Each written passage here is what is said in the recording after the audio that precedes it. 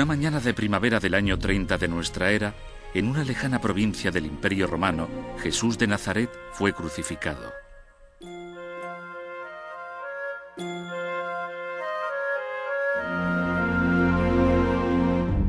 Aunque en aquel momento fue algo insignificante, la vida, muerte y resurrección de Jesús cambió el mundo por completo.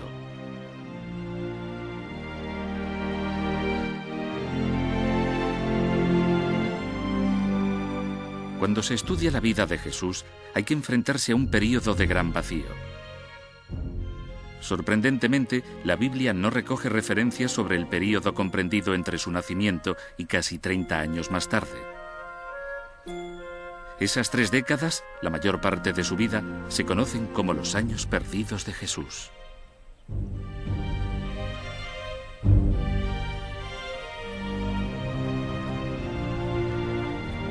¿A dónde fue Jesús y qué hizo durante aquellos años perdidos?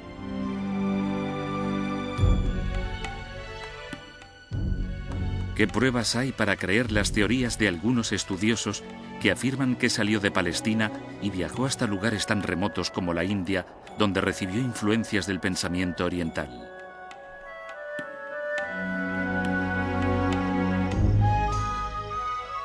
¿Por qué situó el poeta William Blake a Jesús en Inglaterra en el siglo I?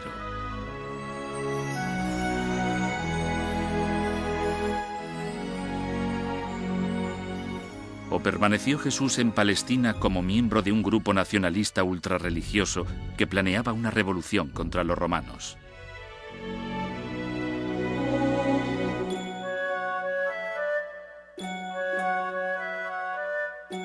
¿Por qué no habla la Biblia de aquellas décadas?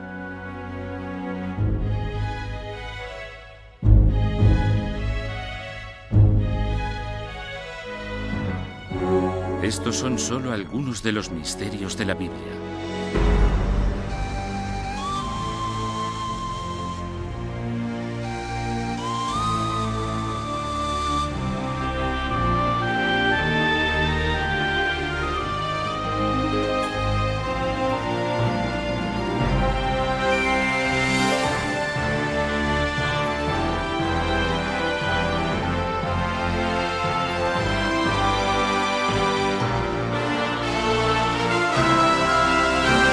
Misterios de la Biblia.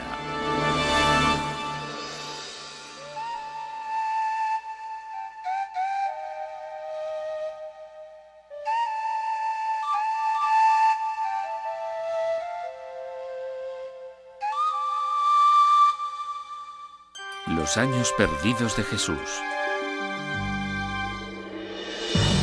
La búsqueda de Jesús.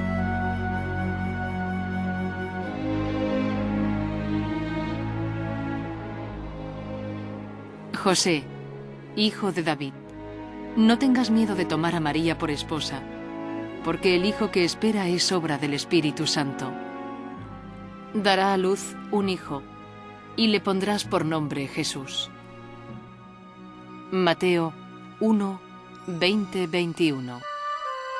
Mateo 1, 20. Su historia empezó hace 2000 años en la provincia de Galilea, situada en el extremo oriental del Imperio Romano.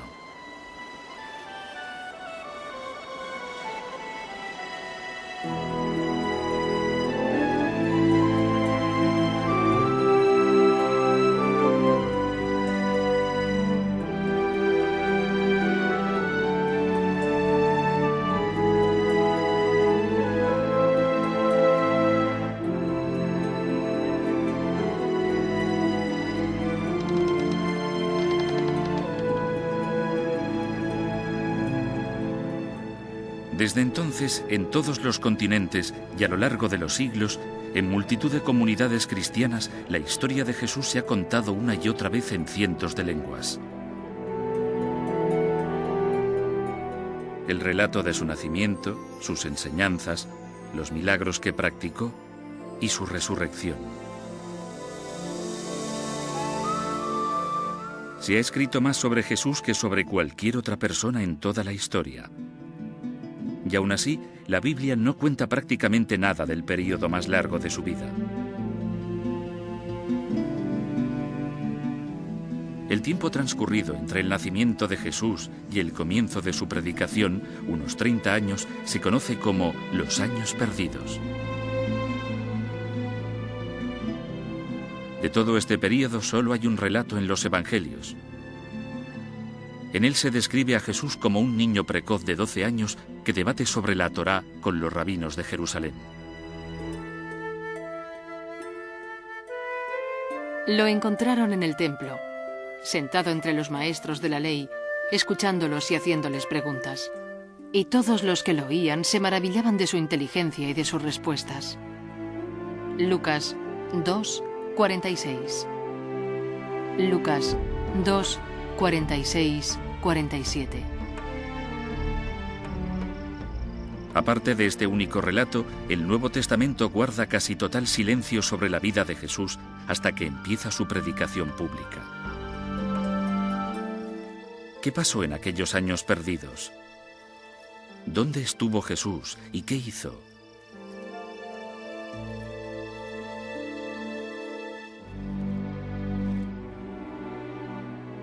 Jesús volvió con ellos a Nazaret, donde siguió creciendo en cuerpo y mente y gozaba del favor de Dios y de los hombres. Lucas 2, 51. Lucas 2, 51, 52. Lo más que podemos decir sobre su juventud es que caminaba solidaria y silenciosamente junto a su pueblo, que seguramente era carpintero y que trabajaba con las manos. Alguien que vivía una vida sencilla en un pueblo de campesinos. Pero incluso esto es una especulación, ya que no se dice nada de ello en el Nuevo Testamento. ¿Por qué nos da la Biblia tan poca información? Casi todo lo que sabemos de Jesús tiene su origen en los 4 evangelios del Nuevo Testamento, los de Mateo, Marcos, Lucas y Juan. Nos puede parecer inconcebible, pero yo creo que los evangelistas eran eso, portadores de buenas nuevas. No eran biógrafos ni historiadores. Lo importante de Jesús era su mensaje espiritual, su sacrificio redentor, no los detalles de su vida personal. Eso es algo que nos interesa a nosotros en la actualidad. Según la mayoría de estudiosos, los evangelios del Nuevo Testamento no son relatos de primera mano, presenciados directamente. Los expertos en la Biblia creen que son la primera recopilación de las diferentes tradiciones orales y de fuentes anteriores, y que fueron escritos entre 40 y 100 años después de la crucifixión de Jesús. El problema de los evangelios y el Jesús histórico es que no se puede estar seguro de que es histórico. Y este debate dura ya más de 250 años. Es una cuestión difícil.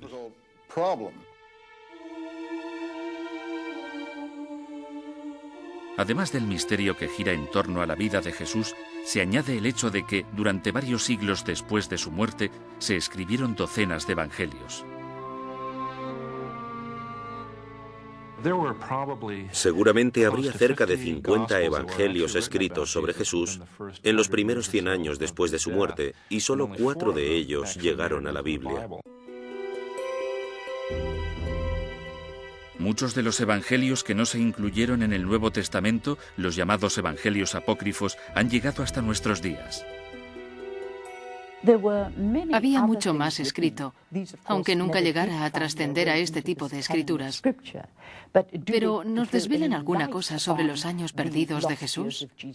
En verdad no, solo nos cuentan historietas, como que Jesús mató a unos pájaros y los resucitó, pero son totalmente irrelevantes. Hay otro relato que cuenta que un niño le dio un puñetazo en la calle y que Jesús se lo devolvió y lo mató. Si yo estuviera recopilando los evangelios, también dejaría fuera ese material.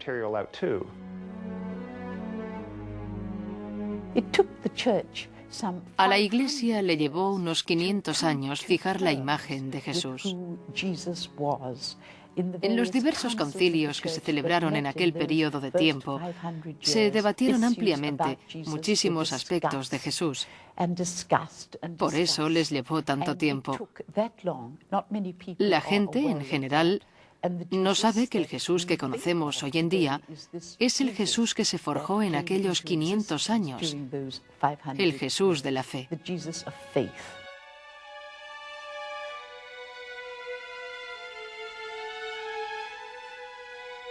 Las fuentes históricas contemporáneas a los evangelios han sobrevivido, pero sorprendentemente también guardan un misterioso silencio sobre la vida y la muerte de aquel hombre que cambió el mundo. Uno de los grandes misterios sobre Jesús es por qué ninguno de sus contemporáneos escribió sobre él. Había muchos historiadores y escritores que vivieron en tiempos de Jesús y que recogieron sucesos de Palestina en aquella época. Aún así, ninguno escribió sobre él. Hay pocos puntos de referencia. Hasta cierto punto se puede reconstruir su vida pública, pero incluso en eso difieren ampliamente los expertos. Por eso es tan difícil recrear la persona de Jesús. Cada experto parece tener sus propias ideas. Así que cuando se intenta proyectar su vida más allá de los evangelios y se intenta recrear su vida oculta, te encuentras con que no hay manera si no es a través del contexto histórico y de hipótesis de lo que pudo haber hecho.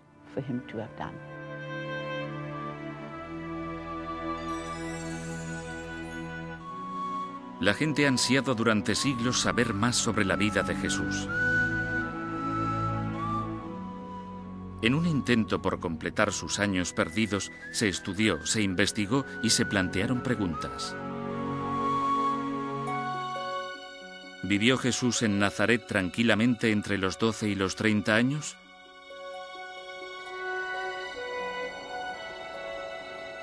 ¿O puede que en todo ese tiempo Jesús viajara, estudiara y predicara fuera de Palestina?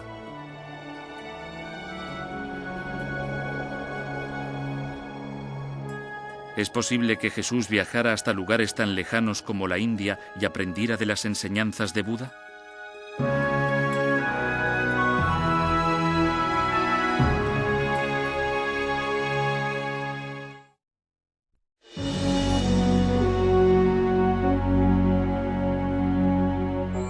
Hacia la India.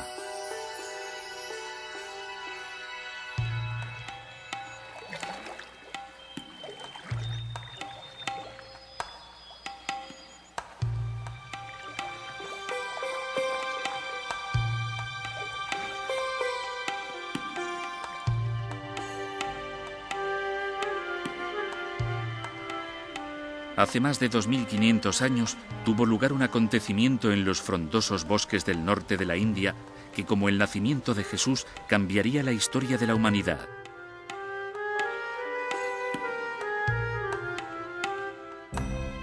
Sentado a la sombra de una higuera, el joven príncipe Siddhartha Gautama prometió no levantarse hasta que hubiera encontrado y resuelto los misterios de la existencia humana.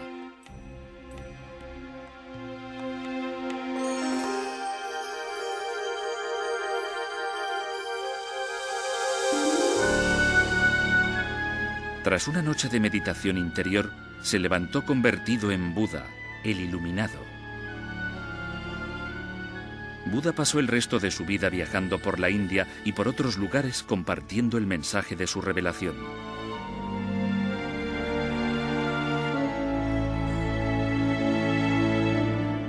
¿Pudo Jesús haber estado en contacto con las enseñanzas de Buda? ¿Es posible, como piensan algunos, que viajara a la India en sus años perdidos?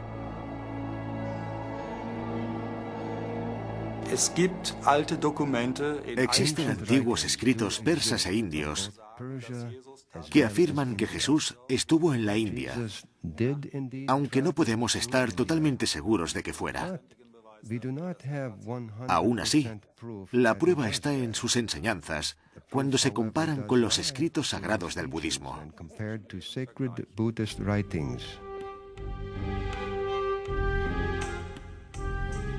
Algunos estudiosos han encontrado considerables similitudes entre Jesús y Buda. Se dice que, como Jesús, Buda curaba milagrosamente a los enfermos, que andaba sobre el agua o que alimentaba a multitudes con solo unos panes.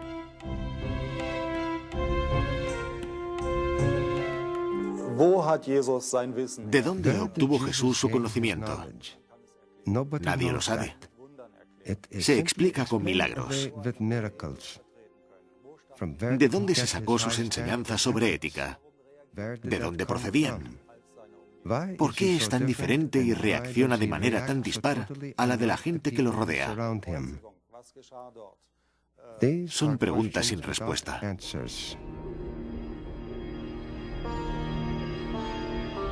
¿Influyeron las enseñanzas de Buda en Jesús?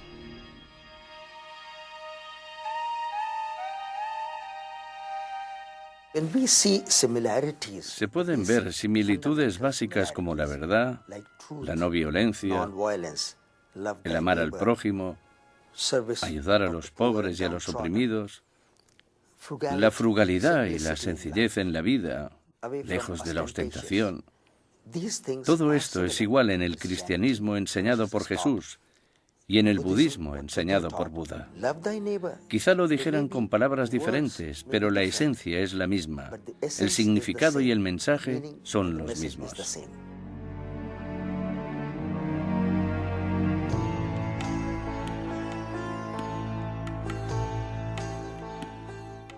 La India está a unos 5.000 kilómetros de Palestina.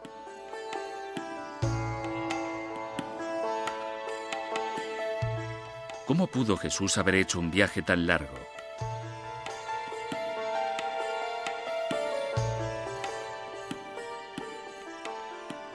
En realidad habría sido muy fácil para Jesús ir a la India.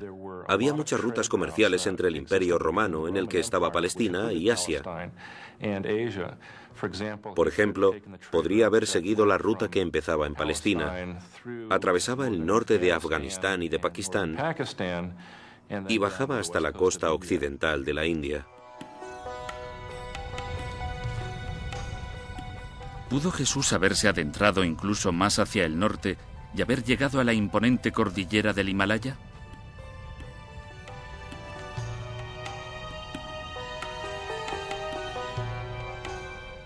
La controvertida historia que narra Nikolai Notovich sugiere que así fue.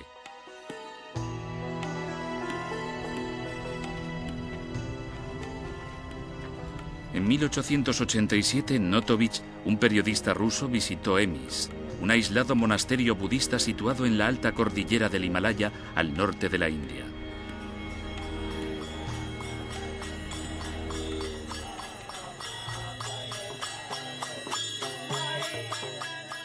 En su libro La vida desconocida de Jesucristo, Notovich afirma que le fueron mostrados unos manuscritos en los que se relataba la vida de un profeta errante llamado Isa.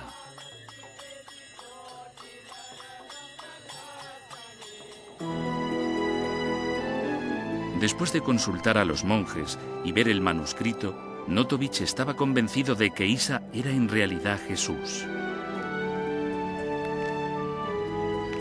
Según Notovich, el manuscrito arcano que le enseñaron revelaba que a los 14 años Jesús había ido a la India y se había introducido en el budismo. Tras años de estudio y predicación en Asia, pudo volver a Palestina llevándose consigo las creencias budistas.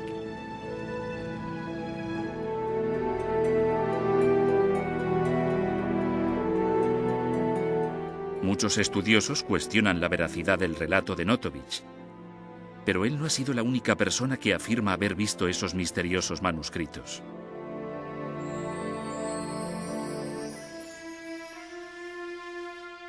En los años 20, un sacerdote hindú fue al mismo monasterio de Emis. Tradujo algunos pasajes, aunque no todos, y los publicó en un libro. Las traducciones eran casi paralelas a las primeras traducciones que había hecho Notovich. Parece ser que hubo otra referencia sobre los manuscritos de Isa en Emis hasta 1939.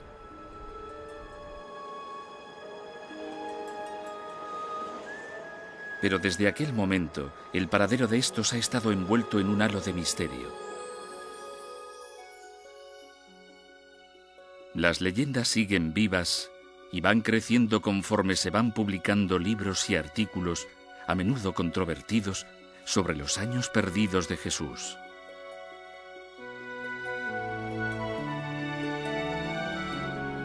¿Viajó Jesús a Inglaterra?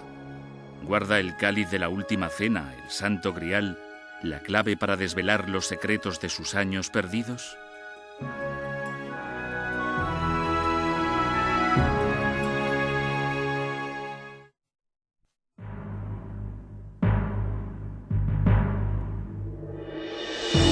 Inglaterra y el Santo Grial.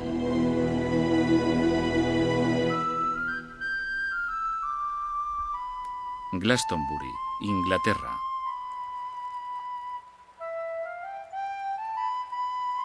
En un emplazamiento cargado de misticismo, entre prehistóricas fuentes sagradas,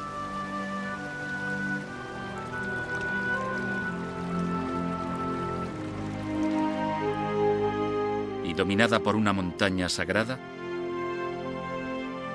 Glastonbury parece ser un lugar adecuado para buscar leyendas sobre los años perdidos de Jesús.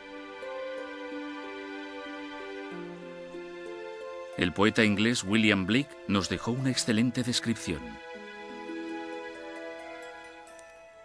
Caminaron aquellos pies por la Inglaterra de las verdes colinas.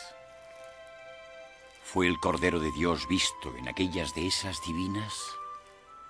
William Blake Milton, un poema en 2 libros, 1804.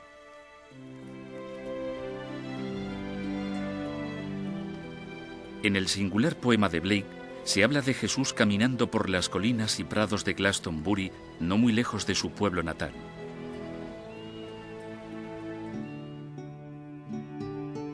La leyenda de Glastonbury culmina en el año 63 con José de Arimatea, un discípulo de Jesús que fundó la primera iglesia cristiana de Gran Bretaña.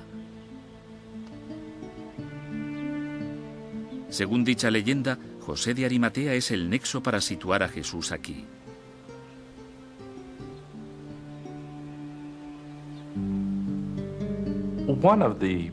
Una de las tradiciones populares de la Iglesia Ortodoxa Oriental, también viva en Inglaterra, es que el personaje de José de Arimatea era en realidad el tío abuelo de Jesús. Parece que cuando Jesús estaba al inicio de la adolescencia, José, su padre, murió. Y su tío abuelo, José de Arimatea, se ocupó de él. Los evangelios describen a José de Arimatea como un hombre rico y pío. Las leyendas de Glastonbury añaden además que hacía negocios comerciales entre Palestina y la antigua Inglaterra. Inglaterra estaba en la red comercial de aquel momento. Tenía estaño, que era un material muy valorado, y José comerciaba con dicha materia. Por eso era tan rico y tenía tantas influencias. En algunas de las primeras versiones de los evangelios en latín se describía a José de Arimatea como un decurión, un título que otorgaba Roma a los oficiales de minería. Si Jesús era sobrino de José de Arimatea, ¿pudo haber ido con su tío a Inglaterra?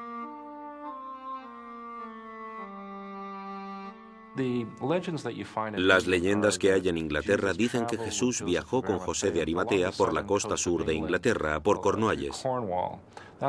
Allí estaban todas las minas de estaño, y lo que observamos en las ciudades mineras cercanas son historias que cuentan que Jesús se paró allí con su tío.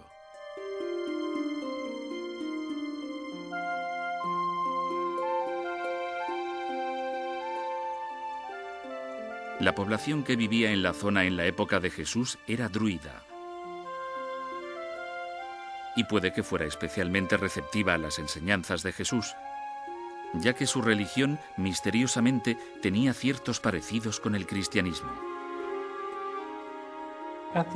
En la época en que vivió Jesús, la religión predominante en Inglaterra era el druidismo.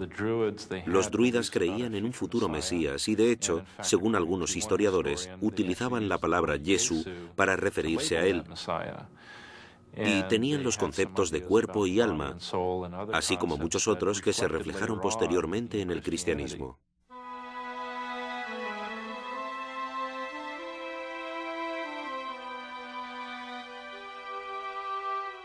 Al extenderse el cristianismo por Inglaterra, los druidas dejaron de lado sus creencias paganas y se convirtieron.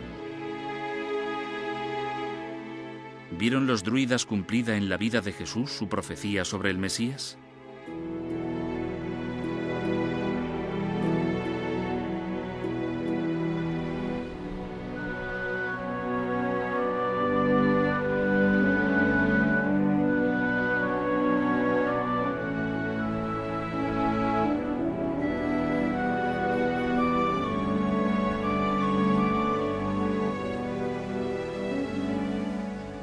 Tan enigmático como resulta el relato sobre el viaje a Inglaterra de Jesús y José de Arimatea, para muchos estudiosos de la Biblia, José sigue planteando algunas dudas.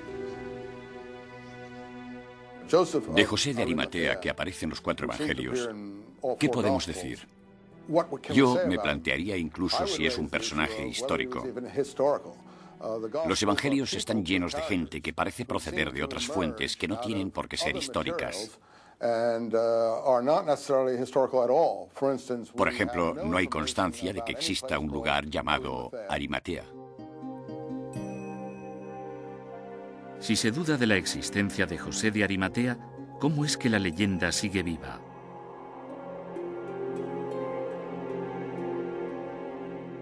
El problema de la gente es que confunde la literatura con la historia. Los evangelios son literatura, las tradiciones son literatura, pero la historia se forja con materiales mucho más firmes que esos. No obstante, la polémica continúa, ya que hay otra misteriosa leyenda asociada a José de Arimatea y Glastonbury.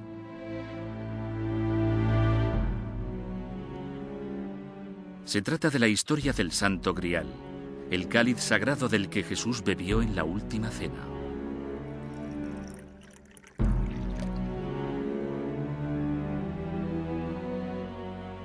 Luego tomó en sus manos una copa, y habiendo dado gracias a Dios, la pasó a ellos diciendo: «Bebed todos de esta copa, porque esto es mi sangre, sangre de la alianza nueva y eterna, que será derramada en favor de muchos, para el perdón de sus pecados».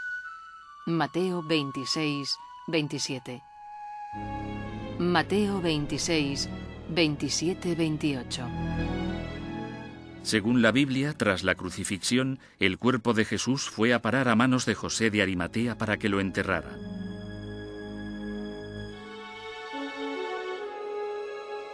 La leyenda de Glastonbury cuenta que José hizo un último viaje a Inglaterra para predicar el Evangelio, y que con él se llevó el cáliz de la última cena. Se dice que José enterró la copa en algún lugar de Glastonbury.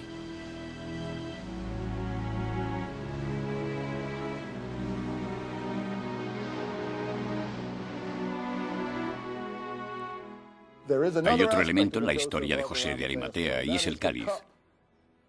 Este se convierte en un símbolo muy importante en la Palestina del siglo I. De hecho, en las monedas revolucionarias judías, la copa es el símbolo de la primera revuelta contra los romanos. ¿Podría ser la imagen revolucionaria judía de la copa una pista sobre el intrigante período de los años perdidos de Jesús?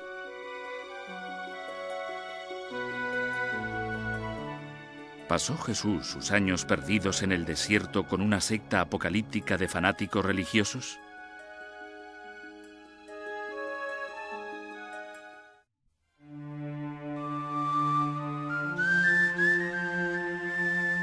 Revelación en el desierto.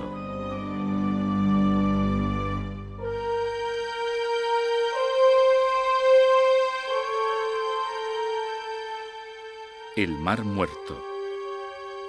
25 kilómetros al este de Jerusalén y a más de 400 metros bajo el nivel del mar, el lugar más bajo de la tierra.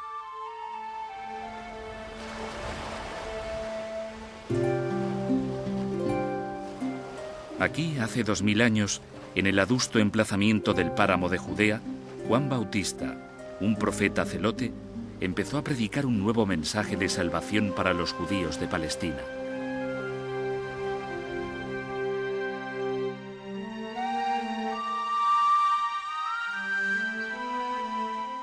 Sucedió que Juan Bautista se presentó en el desierto bautizando a la gente. Les decía que debían convertirse a Dios y ser bautizados para que Dios les perdonase sus pecados. De toda la región de Judea y de la ciudad de Jerusalén salían a oírlo.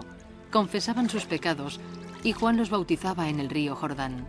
Marcos 1:4. Marcos 1:4-5.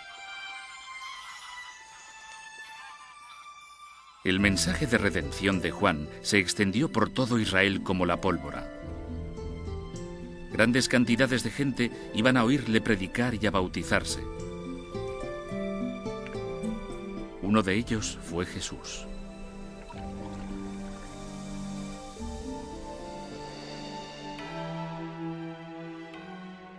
Por aquellos días, Jesús llegó a Nazaret, en la región de Galilea, y Juan lo bautizó en el Jordán.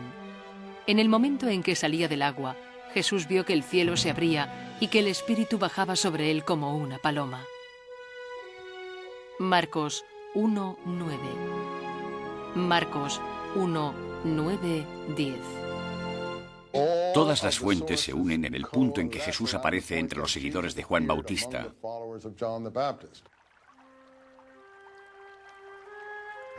Yo creo que esa es la única información creíble que se va a encontrar en el Evangelio sobre los primeros años de Jesús.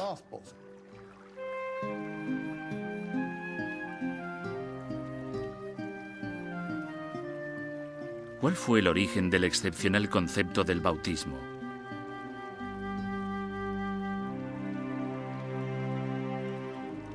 Puede que, en parte, la respuesta la encontremos en una misteriosa secta de judíos ultrarreligiosos que vivían en los páramos que rodeaban el Mar Muerto, en un lugar llamado Qumran. Eran los esenios.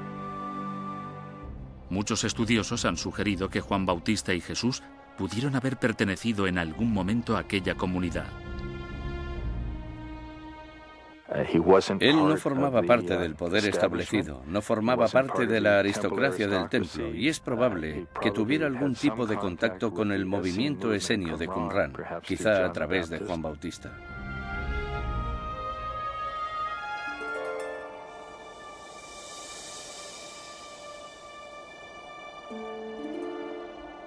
En Qumran fue donde en 1947 se descubrieron los manuscritos del Mar Muerto, los fragmentos más antiguos que se conservan del Antiguo Testamento.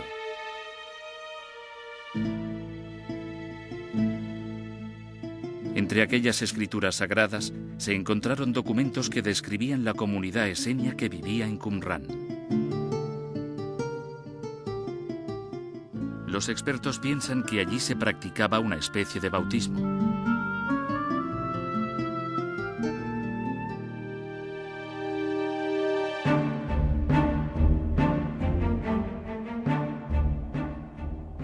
Las aparentes conexiones entre Jesús, Juan Bautista y la comunidad esenia han servido para avivar la polémica entre los estudiosos de la Biblia. ¿Pudieron los esenios haber influido en Jesús y Juan Bautista? ¿Pudo haber vivido Jesús con los esenios durante sus años perdidos?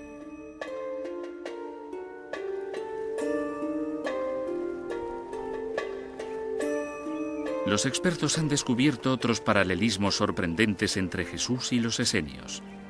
Estos se distinguían por el amor al prójimo, su sencillez en la vida y su estricta obediencia a las leyes de la Torá.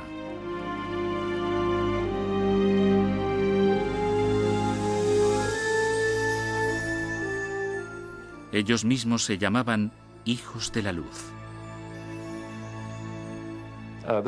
Había muchas similitudes entre Jesús y su estilo de vida y el de los esenios. Estos vestían de manera muy sencilla. Los bienes que tenían eran comunes y se los repartían según sus necesidades. Apenas tenían bienes materiales. Y estas son las características que conocemos de la doctrina de Jesús hoy en día.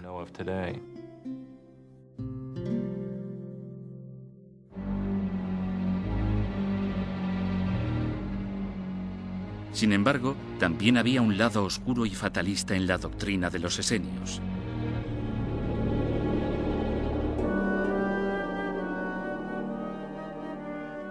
Uno de los documentos encontrados, conocido como los manuscritos de la guerra, ha inducido a los expertos a pensar que los esenios eran fanáticos religiosos. Igual que Juan Bautista y Jesús, ellos rechazaban lo que consideraban la corrupción de los sacerdotes judíos.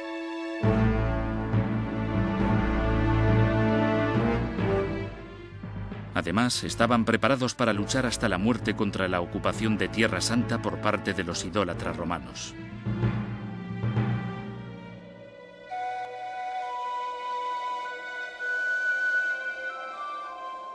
Los esenios trasladaron su comunidad a los páramos del Qumrán porque pensaban que se acercaba una guerra que los enfrentaría al enemigo.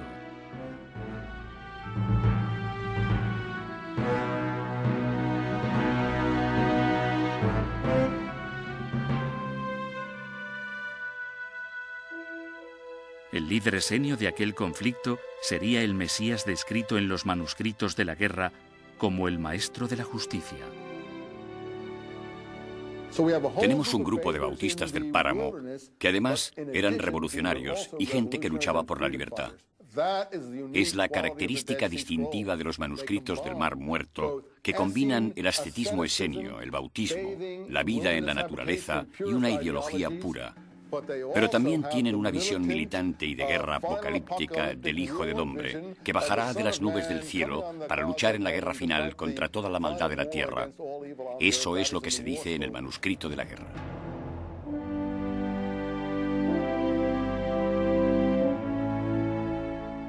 Según algunas traducciones de los manuscritos, el maestro de la justicia podría ser el Mesías. De hecho, algunos expertos han sugerido que Jesús podría serlo.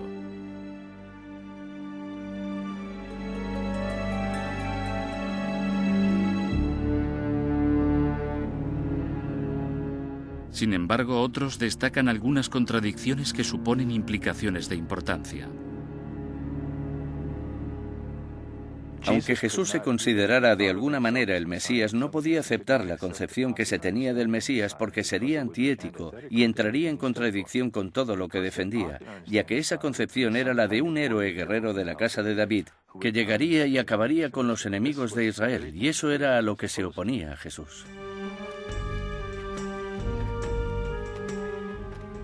Aparte de ser conocido como el príncipe de la paz y de la salvación, ¿hubo otros aspectos de Jesús no recogidos en el Nuevo Testamento? Durante sus años perdidos, la gente que escuchaba sus predicaciones luchaba contra los romanos. Pero probablemente su lucha se basara en algo más importante, en la concepción religiosa de un solo Dios.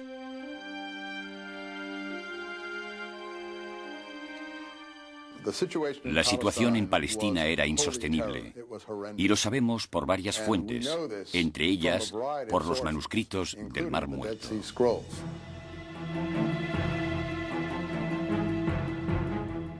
Contra aquella escalada de opresión violenta predicaba Jesús.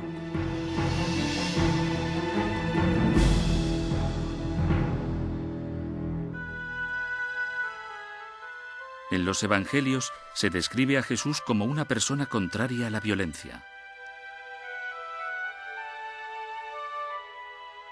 Habéis oído que antes se dijo, ojo por ojo y diente por diente. Pero yo os digo, amad a vuestros enemigos y orad por los que os persiguen. Mateo 5:38.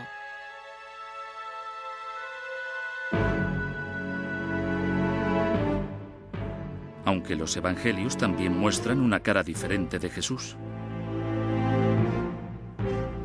No creáis que he venido a la tierra a traer paz. No he venido a traer paz, sino espada. Mateo 10:34.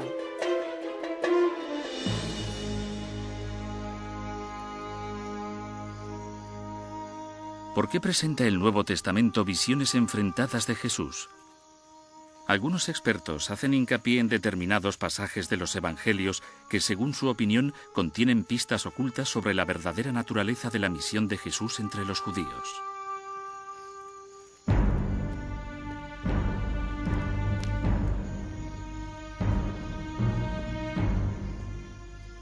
Entonces los otros se acercaron, echaron mano a Jesús y lo apresaron.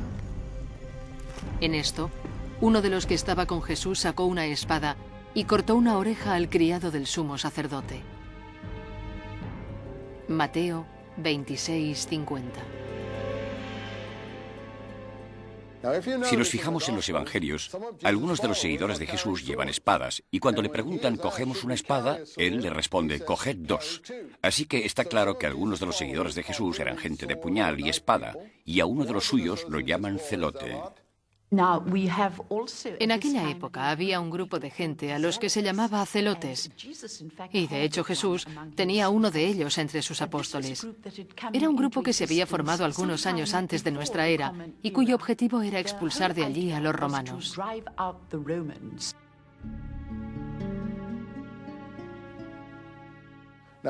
Uno de los problemas del Evangelio y su propia historicidad es que los autores están intentando limpiar la causa por la que Jesús fue claramente crucificado. Los romanos no crucificaban a blasfemos. La crucifixión era el castigo de los romanos para la insumisión política. Por lo tanto, fue claramente crucificado por revolucionario.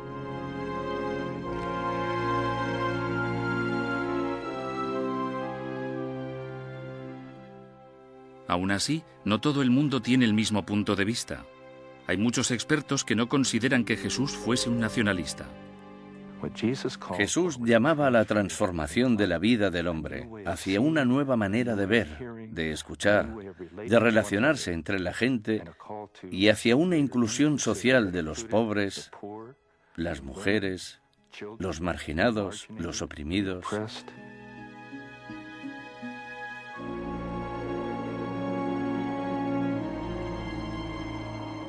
Si Jesús estuvo implicado en una revolución, puede que eso explique el vacío que existe en ese periodo de su vida. Si Jesús era uno de aquellos revolucionarios casi ascetas, vegetarianos que vivían en aquellos páramos, es obvio que su carácter revolucionario no podía trascender a los evangelios tal y como los tenemos, ya que habría sido imposible difundirlos en un mundo de orientación romana.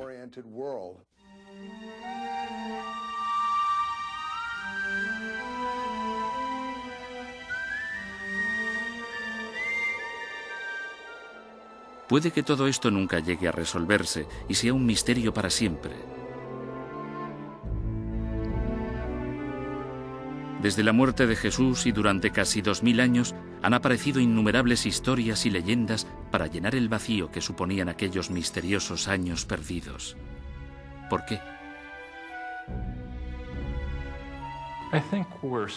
Yo creo que aún nos fascinan aquellos años perdidos porque a todos nos gustan los buenos misterios. Ahí tenemos al hombre más famoso de la historia que de repente desaparece durante un largo periodo de tiempo y luego reaparece con un mensaje que cambia el mundo entero. Por eso es natural que sintamos curiosidad por lo que hizo durante todo aquel tiempo, por a quién pudo conocer, con quién pudo hablar y quién pudo inducirlo a embarcarse en su misión.